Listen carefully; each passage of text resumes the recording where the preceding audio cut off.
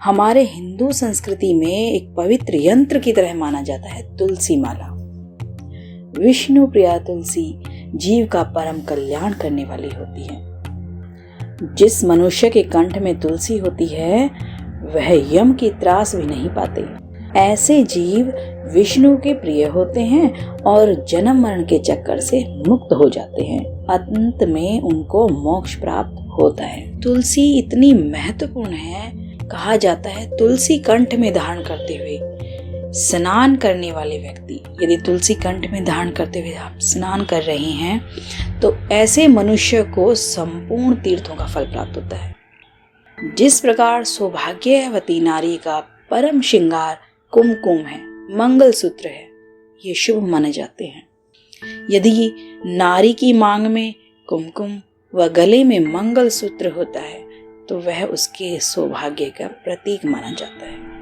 ठीक उसी प्रकार माथे पर तिलक और कंठ में तुलसी कंठी माला धारण करने वाला व्यक्ति भगवान विष्णु को अति प्रिय होता है, उनके सानिध्य को प्राप्त करता है। ऐसा व्यक्ति, जो मनुष्य भगवान विष्णु के प्रति अपना पूर्ण समर्पण करना चाहता है या उनकी शरण को ग्रहण कर लेता है तो वह तुलसी कंठी अवश्य धारण करता है। यह भी एक विशेष पहचान है श्री हरि विष्णु के भक्तों की। जिस तन पर तुलसी माला होती है वह भगवान को अति प्रिय होते हैं और भगवान उन्हें सहजता से स्वीकार भी करते हैं। अब बात आती है कि तुलसी को धारण कैसे किया जाए, उसके प्रति नियम क्या हो, अनुशासन क्या हो। तो जानते हैं, भगवान विष्णु में आस्था रखने वाले व्यक्ति तुलसी माला को धारण अवश्य करते हैं और करनी भी चाहिए।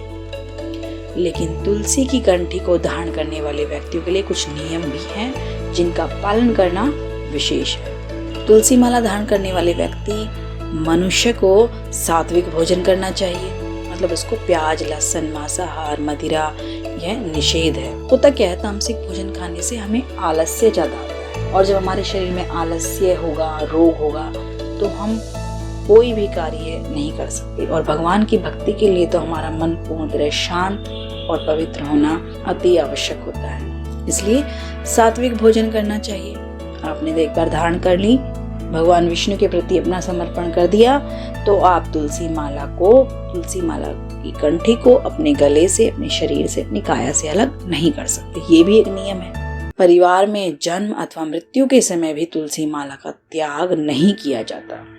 अर्थात परिवार में कभी किसी का जन्म होता है, किसी शिशु का, बालक का या किसी बुजुर्ग की, बीमार की आयु पूर्ण होती है तो भी ऐसी परिस्थितियों में भी आप तुलसी कंठी को अपने से अलग नहीं कर सकते, ऐसा कहा गया है। क्योंकि जब मनुष्य मृत्यु शैया पर होता है तो अंत समय में उसके मुख में क्या डाला जाता है? गंगा जल और तुलसी दल। इसी प्रकार जब कंठ में तुलसी की माला धारण होती है तो वह परम कल्याणकारी होती है। अब तुलसी माला की पहचान कैसे करें, ये भी एक खास बात है। यदि आपको तुलसी माला की पहचान ही नहीं होगी तो आप कहीं भी बाजार से नकली तुलसी लेकर पहन लेंगे तो वो इतना प्रभावशाली आपके लिए नहीं होगा। तुलसी माला आप खरीदते हैं, उसको 30 मिनट तक पानी में भिगो के छोड़ दें। यदि वह रंग छोड़ती है तो ये नकली है। तुलसी धारण करने से पहले आपको सर्वप्रथम ब्रह्म मुहूर्त में स्नान करके, यानी कि जिस दिन आपने तुलसी को कंठस्थ करना है, माला को धारण करना है, उस दिन आप ब्रह्म मुहूर्त में उठ के स्नान आदि से निवृत्त हों।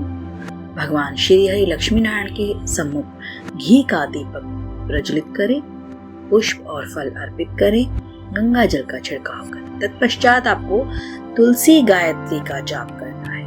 108 बार ये जाप होगा। उसके बाद ही आप तुलसी को कंठस्थ कर सकते हैं गंगा जल से स्वच्छ करके। मंत्र इस प्रकार है: ओम तुलसी देवी च विद्महे विष्णु प्रियाय च धीमहि तन्नो वृंदा प्रचोदयात्।